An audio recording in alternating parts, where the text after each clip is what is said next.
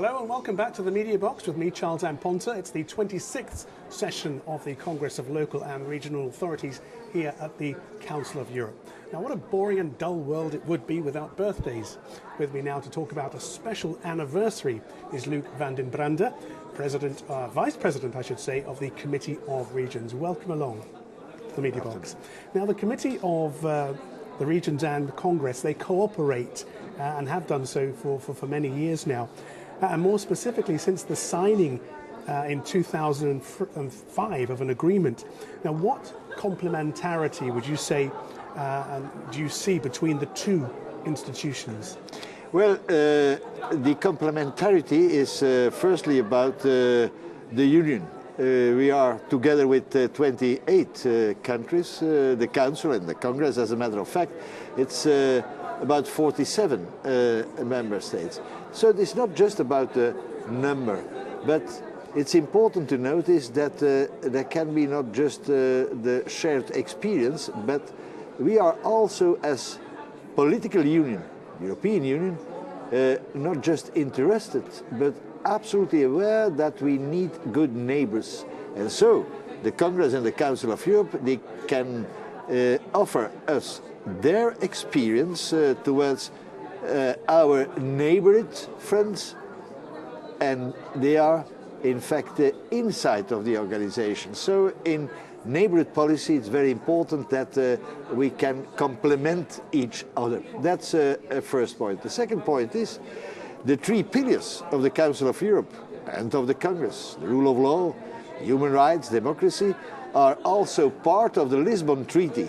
But there is a long-standing experience here in Strasbourg and at the Council of Europe. So for this good reason, I think that we have to see in terms of complementarity, to improve each other's without needless duplication. And that is what we have to do on our side, on their side, but also many things to do together. What happens, in your words, when the neighbours don't behave as well as they could? Well, this is also important to notice that there is a difference, not just institutionally speaking. The Union is a supranational entity where all countries agreed on to defer competences to the Union's level. The Council of Europe and the Congress, as a matter of fact, is an intergovernmental organization. So I think that they have an important task to say to the member states themselves, in the member states, that they have to act according the three pillars of the Council of Europe.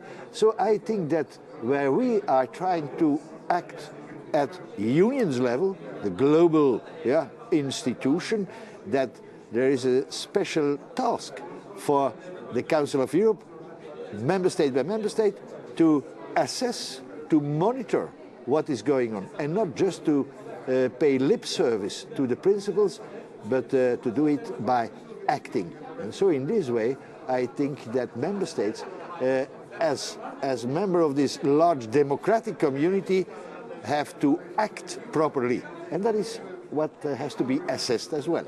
Having said what you've just said then, what, in your opinion, would the role of the regional authorities, what role would they play in the current situation of detachment and loss of confidence of citizens in the European ideal?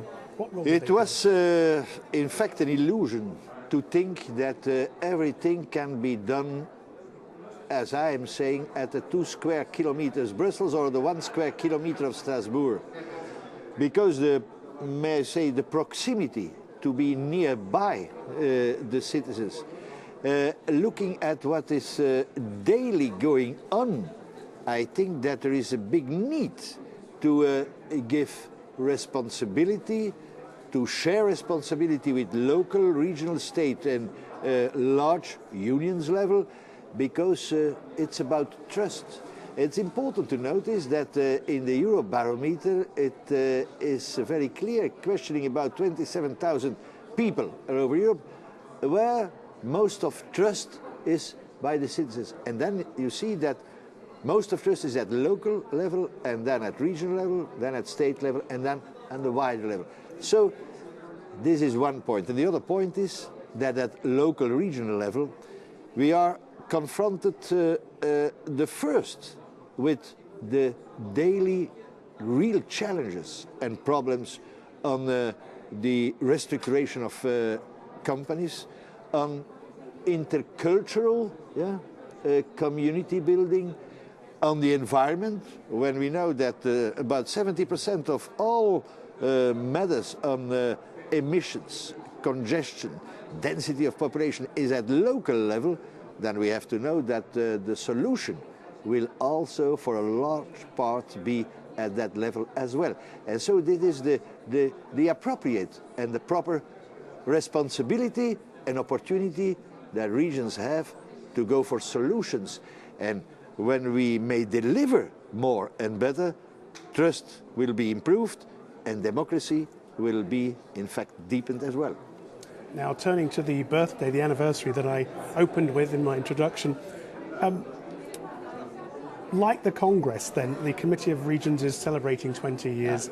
How do you see the role of the two bodies? How are they going to get on or not over the next coming 20 years? Well, not only since the agreement of 2005, but in the meantime, acting together, one out, and I was saying it in my speech as well, we are now working, and myself was in fact elaborating a white paper on multi-level governance.